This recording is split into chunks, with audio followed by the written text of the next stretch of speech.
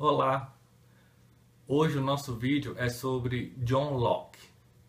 Foi um pedido muito especial dos nossos alunos que o professor Breno usasse a lousa, o quadro branco, para poder explicar melhor algumas questões enfim, para poder ficar um pouco melhor, sempre agregando mais valor aos nossos vídeos. Bom, pedido aceito dos nossos alunos, vamos agora então falar sobre o John Locke. Quem foi John Locke? Bom, John Locke foi um filósofo muito importante também na história e na ciência política. Ele nasceu na Inglaterra no ano de 1632.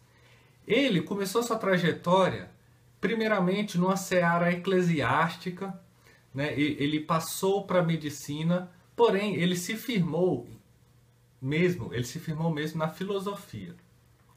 Assim como Thomas Hobbes, o Locke, ele estudou na Universidade de Oxford e ele foi assessor político. Ele se refugiou na Holanda por volta do ano de 1683 e na Holanda ele escreveu a sua obra Dois Tratados sobre o Governo.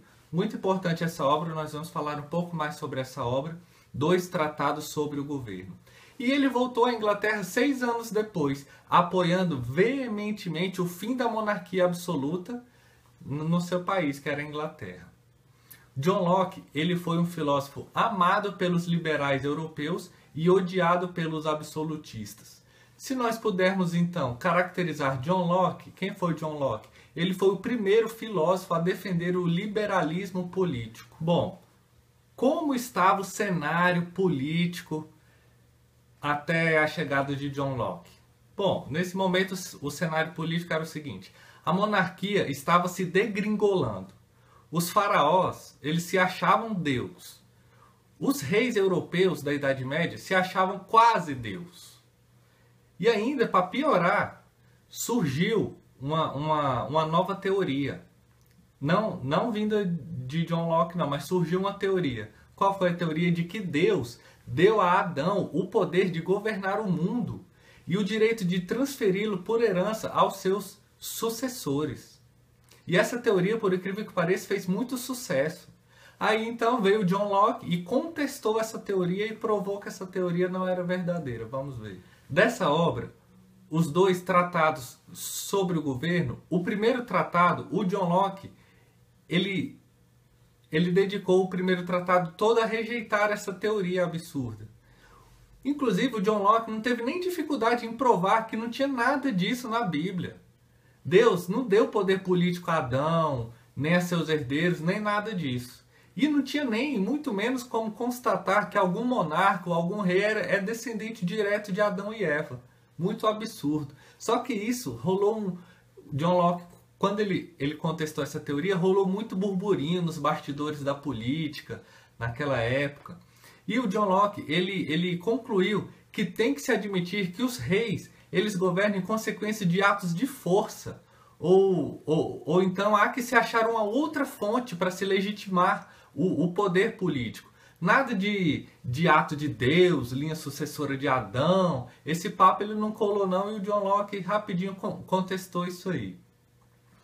Nesse momento, então, vem o segundo tratado dessa obra que o John Locke fala da origem e do fim do poder político. Bom, em relação à origem do poder político e ao estado de natureza, e além do que nós estamos no período do iluminismo, todos os iluministas, eles admitem o estado de natureza, onde se não houver um poder político, todos os homens estão sujeitos, entregues a si próprios, sem organização, sem governo, sem nada. É o caos. O estado de natureza do homem é o caos, como o Thomas Hobbes já havia falado. Porém, o John Locke, ele discorda de Thomas Hobbes em alguns aspectos. Nós vamos ver alguns aspectos onde o Locke discorda de Thomas Hobbes. Vocês lembram lá no vídeo de Thomas Hobbes que o estado de natureza é cruel, é sinistro. O estado de natureza do homem para o Thomas Hobbes é sinistro. E o John Locke, ele acredita que o estado de natureza do homem não é tão sinistro assim. O John Locke, ele considera que todo mundo nasce igual, todo mundo nasce livre, e se todo mundo se comportar bem, vai dar tudo certo. E o estado de natureza poderá ser um pouco melhor. Ele ainda considera o seguinte, o John Locke: alguns homens serão bons e outros serão maus. Ok, normal, fazer o quê? Isso é o estado de natureza do homem. Entenderam essa diferença do estado de natureza entre Thomas Hobbes e John Locke? Para o Thomas Hobbes, o estado de natureza é cruel, é mau, é guerra, é olho por olho, dente por dente, guerra de todos contra todos, é o caos. Já para John Locke, não é bem assim. Pode ser que não seja tão ruim assim. Essa é uma diferença, nós vamos falar um pouco mais de outras diferenças. Reafirmando então, para Thomas Hobbes, o estado de natureza era o caos. Guerra, medo, guerra de todos contra todos, enfim. John Locke defende que pode até ser que haja uma guerra, mas é guerra de alguns contra alguns. Porém, mesmo assim, o estado de natureza é prejudicial a todos. O fato é que no estado de natureza não há leis, então cada um que examine sua própria consciência. E se não tem poder político para regular nada, então que se faça mesmo justiça com as próprias mãos. No estado de natureza, há autodefesa, vingança, ou como eu mesmo já disse aqui, aquela questão de olho por olho, dente por dente. Então, o estado de natureza para John Locke é insatisfatório. Já que não existem leis, nada pode assegurar ao homem a defesa de seus direitos e nada pode lhe garantir a vida, nem a liberdade, nem a propriedade. Portanto, quem vive no estado de natureza, inevitavelmente, chega à conclusão de que é preciso evoluir para o estado de sociedade. Evoluir do estado de natureza para o estado de sociedade. É uma conclusão que inevitavelmente o homem chega para John Locke. Bom, como que se dá essa passagem do estado de natureza para o estado de sociedade? Bom, no primeiro momento é o seguinte: havendo o estado, o homem ele renuncia ao direito natural e ele delega ao estado o poder de legislar, executar leis, julgar e punir. O homem cria o estado e delega ao estado esse poder de legislar, punir, executar leis, etc. E o que seria isso de o homem delegar poder ao Estado? Seria a justiça pública,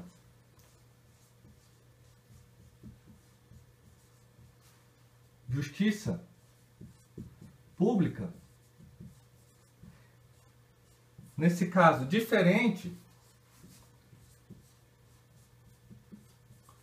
da justiça privada do estado de natureza. Como assim? Como assim justiça pública diferente da justiça privada? Porque agora é o Estado que passa a punir, legislar, regular, diferentemente do estado de natureza, onde era aquela situação. Se alguém me faz um mal, eu quero eu mesmo fazer justiça com as próprias mãos, então mudou. Entenderam essa questão? Mudou de justiça privada, fazer justiça com as próprias mãos, mudou para uma justiça pública, que agora é o Estado que detém um poder que foi transferido pelo homem, que legisla, que executa leis, que julga, que pune. Entenderam? Nessa questão assim. Isso começa já a transferência do estado de natureza para o estado de sociedade. O estado de sociedade é a vontade contratual e o consentimento de todos. Isso é que cria o Estado. Veja bem que isso é muito interessante. Uma outra discordância entre o Thomas Hobbes e o John Locke é que, para Locke, essa delegação do poder para o Estado, delegação do poder para o poder público, ela não é ilimitada, como dizia o Thomas Hobbes, mas ela é limitada. Para o John Locke, ela é limitada, eu vou mostrar para vocês. Para Locke, se o povo dá todo o poder para o rei, ele fica sem o poder. Então, por isso que o poder não pode ser absoluto. Para John Locke, o poder não pode ser absoluto. Se o povo dá todo o poder para o rei, o povo fica sem o poder. O povo, ele transfere apenas alguns poderes. e pode revogá-los, ou até mesmo o povo pode se revoltar contra a tirania, porque se o monarca, se o rei, se o príncipe tem todo o poder, ele pode virar um tirano. Então, estão entendendo essa questão? Para o John Locke, o poder não pode ser ilimitado, mas sim limitado a alguns poderes. O povo transfere apenas alguns poderes. Porque o Estado ele não pode invadir a vida privada dos indivíduos. O Estado ele é uma sociedade de responsabilidade limitada. E isso também é para consolidar que a vida é melhor no estado de sociedade do que no estado de natureza.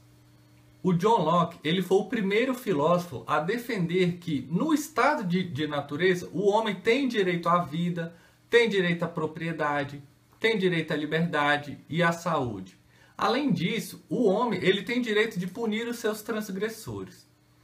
Olha só, vamos entender isso aí melhor, como é que isso funciona. Mesmo no estado de natureza, o homem podendo punir os seus transgressores, o homem pensa racionalmente e ele prefere abandonar o estado de natureza e evoluir ao estado de sociedade. Com isso, ele cria o Estado, transfere poderes ao Estado e a justiça privada se transfere para a justiça pública, exatamente como eu coloquei aqui no quadro. O homem, ele não quer fazer justiça com as próprias mãos, isso é ruim. Isso é ruim para todos. Então, o homem pensando racionalmente, ele prefere transferir o poder ao Estado, para deixar a cargo do Estado essa função de punir e legislar, como eu mesmo já falei. Ainda em relação a essa discordância entre o Thomas Hobbes e o John Locke, o Thomas Hobbes diz que o poder transferido pelo povo tem que ser absoluto e ilimitado. Para o John Locke, não. Esse poder transferido tem que ser relativo e limitado. Mas como assim limitado? Vamos entender o porquê. Para o John Locke, tem que ser assim. Já que o homem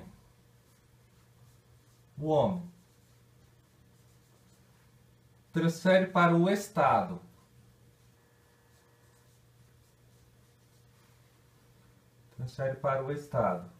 o poder de proteger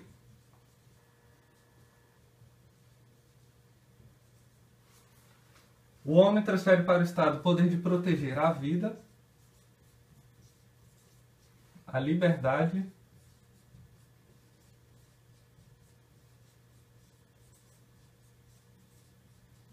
e a propriedade.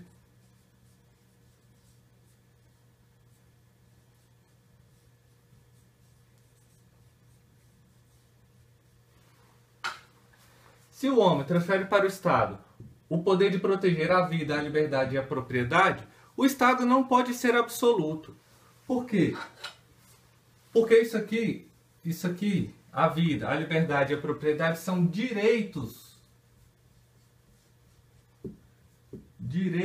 dos homens.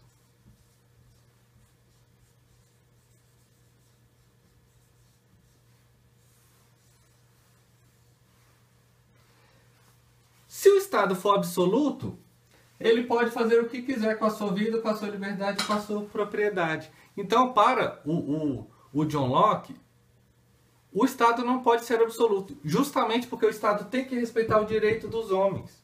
Então, o poder do Estado não pode ser absoluto, o poder do Estado tem que ser relativo e limitado, justamente para o Estado respeitar o direito dos homens. Mais uma evidência de que, para John Locke, o poder do Estado não pode ser absoluto, mas sim limitado. Bom, o homem ele não quer o estado de natureza. Porque no estado de natureza, como nós já vimos várias vezes, o homem faz justiça com as próprias mãos. Então, o homem ele cria o Estado. E o Estado elabora leis, o Estado traz um funcionamento dos tribunais, trata do bem público. Então, evidentemente, para John Locke, o Estado tem que ser limitado, para não interferir nas atividades privadas de cada um. Uma outra questão que evidencia, mais uma questão para evidenciar que o Estado não pode ser absoluto, o John Locke traz mais um exemplo para nós. Que é o seguinte, se o homem... Outro exemplo aqui. Se o homem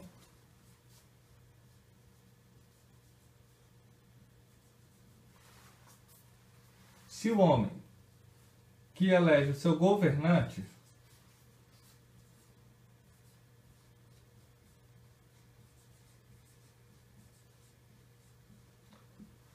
se é o homem que elege o seu governante, e vamos supor que esse governante passa a ser um péssimo governante.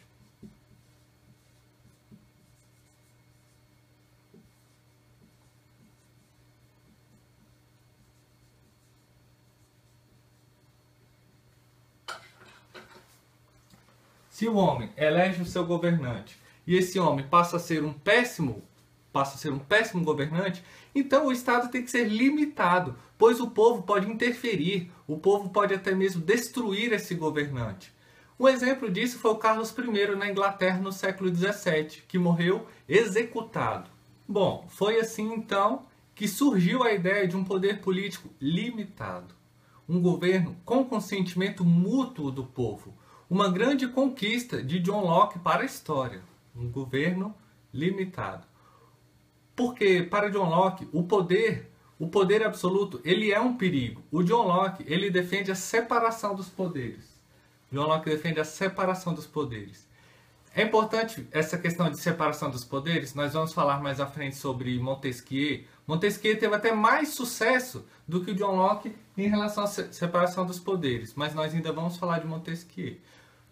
Porém, o John Locke também defendeu a separação dos poderes. E ele ainda acrescenta o seguinte: o poder legislativo é representado pelo parlamento, e o executivo e o federativo é representado pela monarquia, mais uma aristocracia. E o legislativo e o executivo não pode estar nas mãos da mesma pessoa. Isso tudo representa a defesa da vida, da liberdade e da propriedade. Essa divisão dos poderes se evidenciou na Revolução Americana, pouco tempo depois, em 1776 a 1787, e na Revolução Francesa, em 1789, até nos dias de hoje. Apenas as monarquias absolutas restantes e as ditaduras que não aceitaram essa questão da separação dos poderes. Obviamente, por que as monarquias absolutas não aceitaram? Porque os governantes absolutistas querem sempre mais poder. Bom, para finalizar o nosso vídeo sobre o John Locke, esse é o regime democrático de Locke, onde o povo detém o poder político, o poder legislativo e o executivo não podem estar nas mãos da mesma pessoa. O principal poder é o legislativo, onde há representantes do povo, eleitos e renovados. É um regime onde prevalece a decisão da maioria e o Estado ele só existe para atingir o bem comum.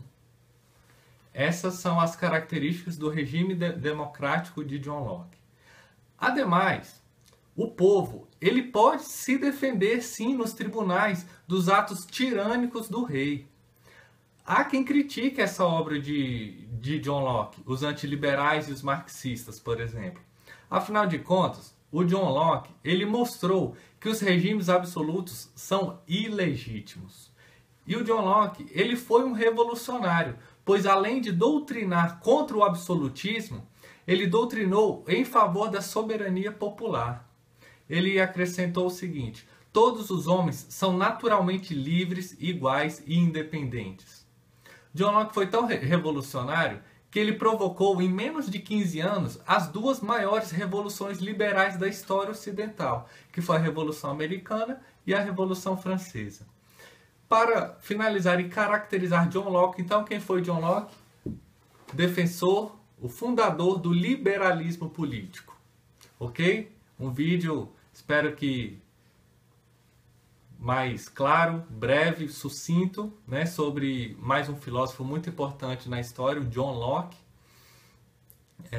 Espero que vocês tenham gostado desse vídeo. Caso você ainda não se inscreveu, se inscreva no nosso canal. Curta esse vídeo, por favor. Muito obrigado. Espero que vocês tenham gostado. Vocês que estão estudando para o vestibular, Enem, concurso, né? Eu recebi muitas mensagens de alunos para abordar de uma forma mais sucinta o John Locke, mais objetivo. Estou usando agora esse quadro aqui, foi um pedido dos meus alunos. Espero que então vocês que pediram tenham gostado. Enfim, muito obrigado, agradeço muito. Passa lá no nosso canal, tem muitos outros vídeos lá, muitos outros pensadores. Esse foi o vídeo de John Locke. Muito obrigado.